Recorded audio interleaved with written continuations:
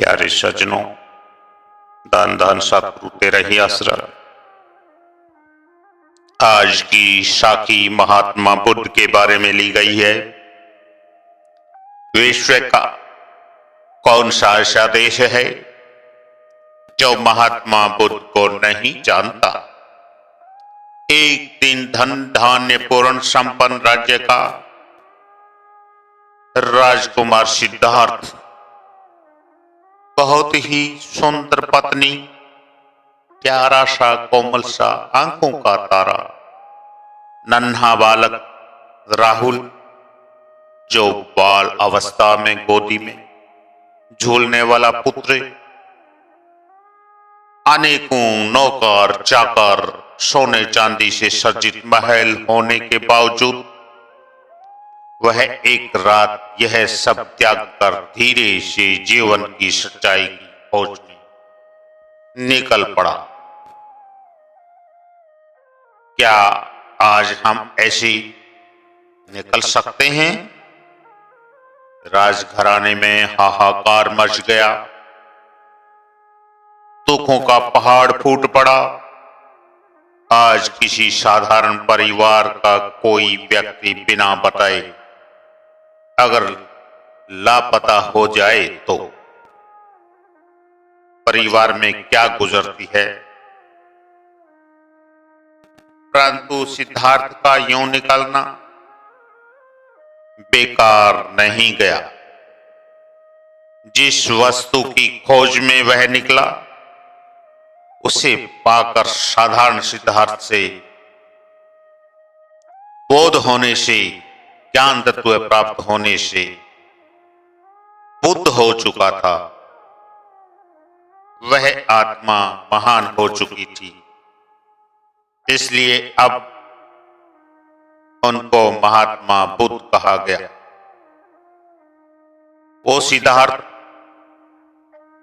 वो राजकुमार अब महात्मा बुद्ध बन चुका था। महात्मा बुद्ध या गौतम बुद्ध जब घर बार छोड़कर साथ हम सफर बनकर सोई जीवन संगिनी व गोदी वाला बालक मां की छाती पर सोया था। परंतु पत्थर दिल बनकर चुपचाप निकलना आसान नहीं था। जब बौद्धत्व प्राप्त होने के बाद उनको पत्नी या बच्चों के त्याग की सुध ली, वह उनसे मिलने पहुंचा अपनी राज्य। तब पत्नी यशोधरा ने प्रश्न किया कि आप बिना बताए ही क्यों चले गए थे? बोलकर भी तो जा सकते थे।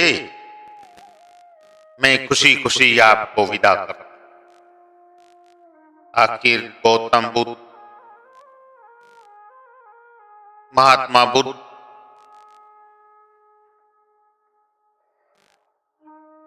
बिना बतलाए क्यों चले गए थे? उत्तर जरा ध्यान से सुने। गौतम बुद्ध ज्ञान प्राप्त करने के बाद अपने राज्य में आए तो यशोधरा ने महात्मा बुद्ध से पूछा कि हे महाराज, मैं देख रही हूं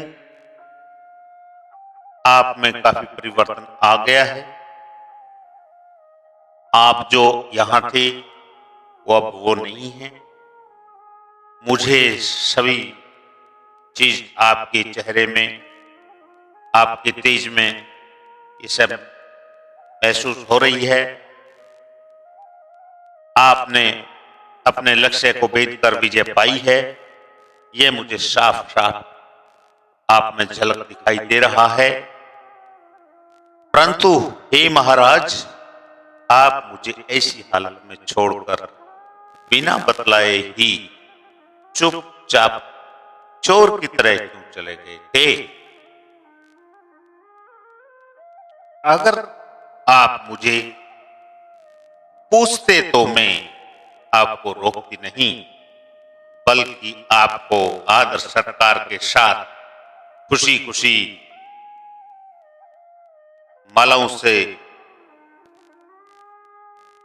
लादते हुए विदा करती। महात्मा बुद्ध ने बहुत ही प्यार से यशोधरा को समझाया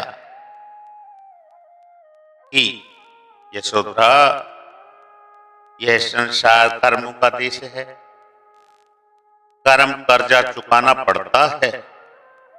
जरा ध्यान से सुनो, वह समझने की कोशिश करो।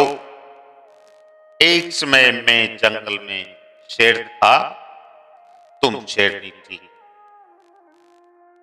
हम दोनों जंगल में बहुत ही प्यार मोहब्बत के साथ साथ साथ रहते थे।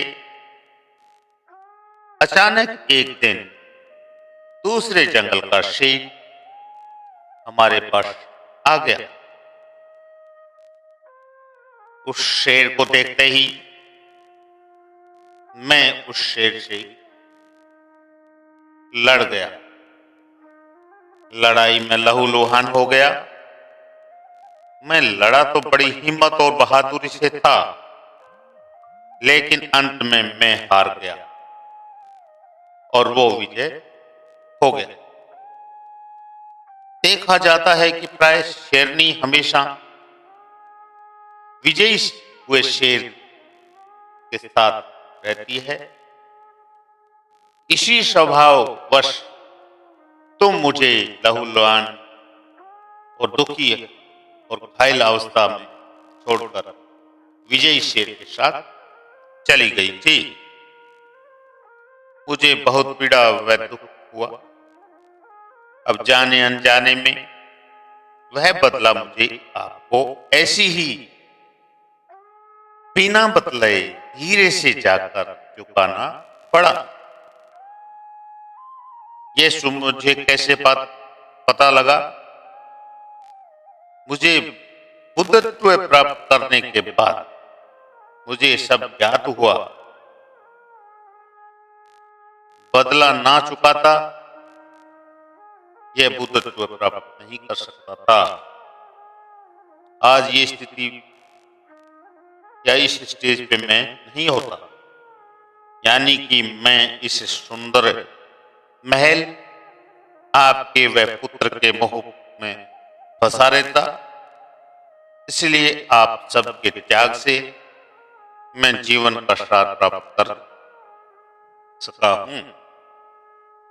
जो दुनिया की मोह माया में उलझ गई, वह यहाँ के मकड़ जाल में कैद होकर रह गई। दान दान सतगुरु तेरा ही आस।